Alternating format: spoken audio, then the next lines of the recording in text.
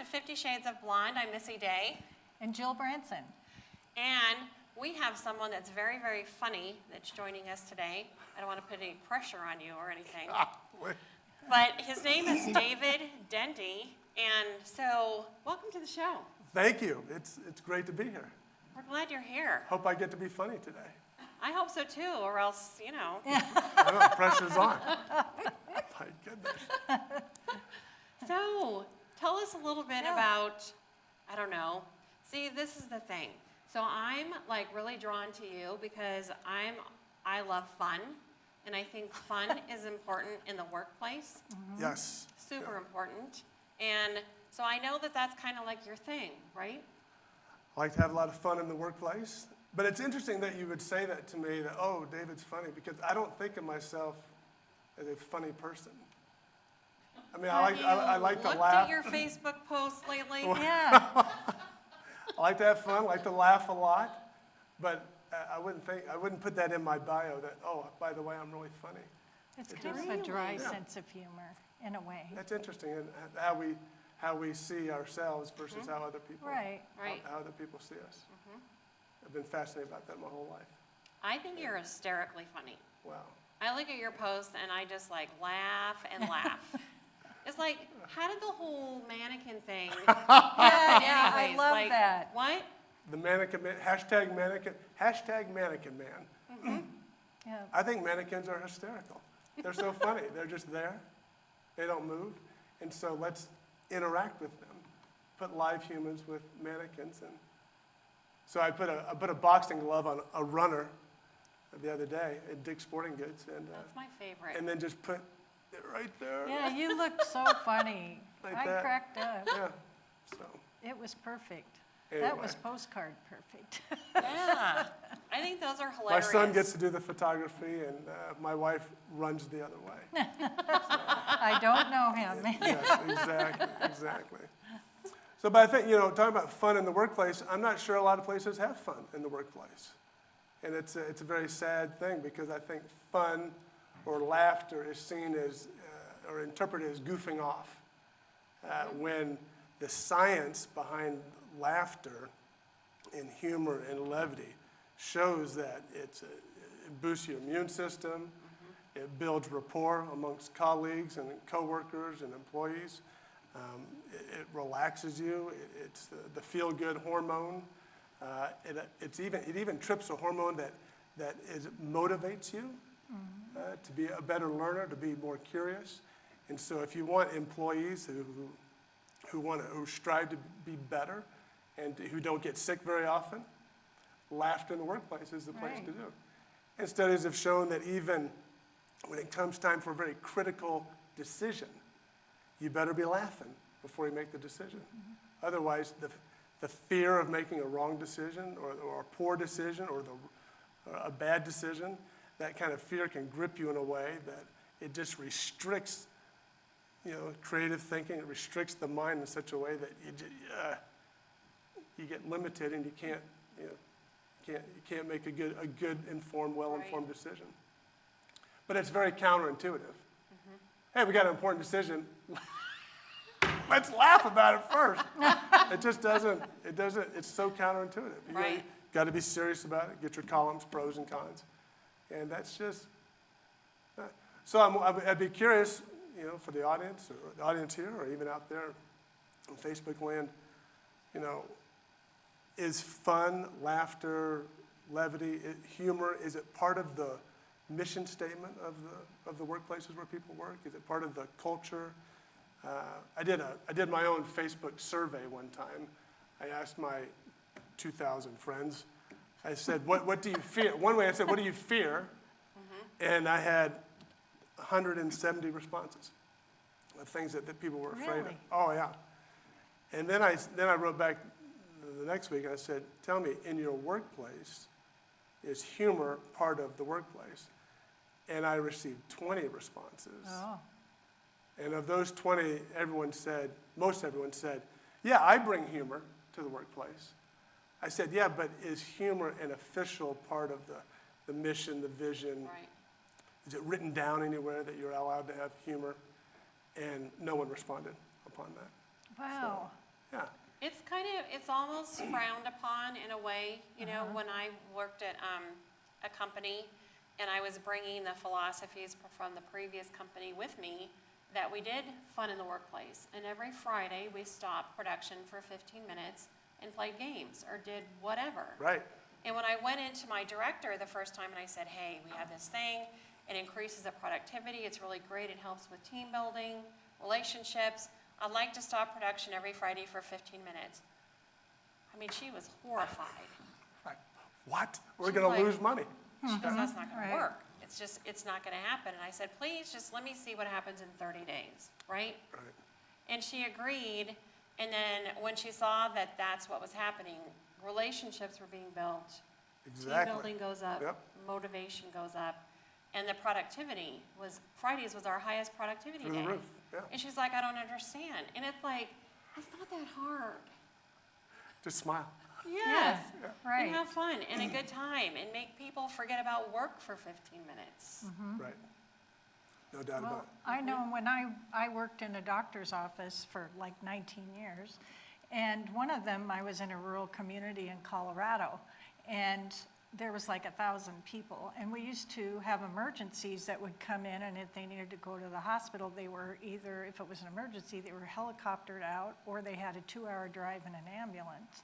So, I mean, we played pranks on each other constantly because it's the only way to keep your sense of humor up. And even though in the I mean, people passed away in our office. We had all kinds of accidents and different things. So we would make, after it's all over, you know, that's that nervous energy that you get. And Absolutely. so we were constantly doing things to just make ourselves laugh all the time, and that's what kept us going. Well, I remember as a kid, y'all remember the MASH, the Of great course. TV show. And I Ron's remember as a favorite. kid, I asked my parents, I said, I don't understand why a TV show about the Korean War in a mobile Army surgical hospital is a comedy. Right. Why is this funny? And my parents were very good to just say, humor, Right. laughter is what breaks the tension. It's our way of coping. Uh-huh. And it's not that the subject matter is funny, but it's just our way of coping. And as you said, it's a community event. People laugh more together than they laugh by themselves. You know, Right. laughter is contagious. Right. But then what I found very fascinating recently is in kind of studying a little bit about humor, the history of humor. A lot of our humor is based upon cultural and even societal events that happen and then our response to them. For instance, we've probably all heard these jokes.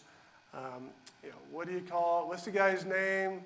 Doesn't have any legs and he water skis. Yeah. Skip, you know. Skip, Bob. What's the guy's name? No arms, no legs, and he's in the water. Bob, you know, these kind of things. And we think about it and say, well, those are silly. But where did they originate? Right. Uh-huh. And they originated in the late 50s, early 60s, after the thalidomide epidemic, where moms who were nauseous due to morning sickness were given thalidomide, and then the babies came out, no limbs, no arms, no legs, or a very stunted growth. And how do you cope with a tragedy like that? And then these kind of jokes started coming out. And so you'll see these jokes or whatnot happening after tragedies or after, I mean, it didn't take, I think it was a week after the shuttle disaster in 1986. Was it January 1986? I think it was a week later someone said to me, well, you know what NASA stands for? Need another 7 astronauts. It's Oh, that's, Like, too I soon. don't know. way too soon. And it's interesting, at least in America, I have not heard any jokes about 9/11. Yeah. Have you? I mean, has anybody? I don't. No. No, and we probably never will. But there might be other communities that will. You know, I don't know. But it's interesting. Humor arises out of tragedy, disaster, And then some just good old fun, you know? So we need to talk about two things. So we need to talk about this, Okay, and we need to talk about this. Well, actually, three things. okay. And you have a book. That's right. Oh, I didn't bring it. Darn it. I should It's have an brought it. excellent book. Should've Do you brought want it. to Yes, talk it about is. your book? Yes, my book is Seeing God at Work Every Day, the 40-day challenge. And back in 2013, God put on my heart the challenge to write a blog, which I'd never done before. Write a blog every day of where I saw God at work in the world. And so I started. And 365 days later, I finished. And it was an amazing process, just the every day, through interaction, observation, conversation, maybe a song on the radio, something that happened in the news perhaps. But it was a wonderful experience. So I put those into a book form in the 40 days. And it's great. It's on Amazon.com. Yeah, and it's a it's on my great book. website, daviddendy.com. daviddendy.com. Yes, That's right. Go buy the book. yeah, And absolutely. then quickly, you also speak. You do speaking. Do speaking and coaching and blogging. And You're a pastor. I'm a And he's a pastor. pastor? Yeah, So I have to Mountain View ask you Presbyterian this. Church. Yeah, you have Do you to. like, I have He to, has I'm compelled. So I told Fred, I said, we have to go visit your church because I just want to know what it's like to sit in a church and you're the pastor. And is everybody just like rolling in the aisles laughing? We were this past Sunday. Yeah, you missed it. Yeah. Darn It's it. the only one all year. One and done. Well, it's one of the great theories of why we laugh. You know, why do we laugh? The top theory is the theory of incongruity. That humor arises out of what we expect to happen versus what actually happens. For instance, I was in the bank at Bank of America the other day, and I was standing there in line, and I noticed a lady over here struggling with her checkbook and just having a really difficult time. And I got out of line. I went over to her. I said, "Ma'am, do you need some help there?" And she looked up, elderly lady. She looked up and she said, "Yes. Can you help me with my balance?" And I said, "Sure." And with that, I pushed her over.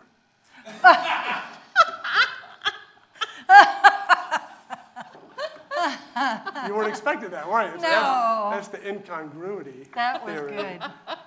And so I think in faith and in life, we face incongruity all the time. You know, that God perhaps puts something on our heart. Hey, I need you to do this. We were talking about Abraham and Sarah this past week. Abraham's 100 years old. Sarah's 90 years old. You're going to have a baby. You know, I mean, Yeah, exactly. you know, I mean, just, and God's sense of and humor. it was interesting what Sarah asked. She said, "Am I to once again have pleasure?" You know, because there is pleasure in the reproductive process. Yes? Right. What? Okay, our 2 minutes are up. Yeah. Woo. Cut that out. There. No one in the church thought that was funny either. So They all got silent, didn't they?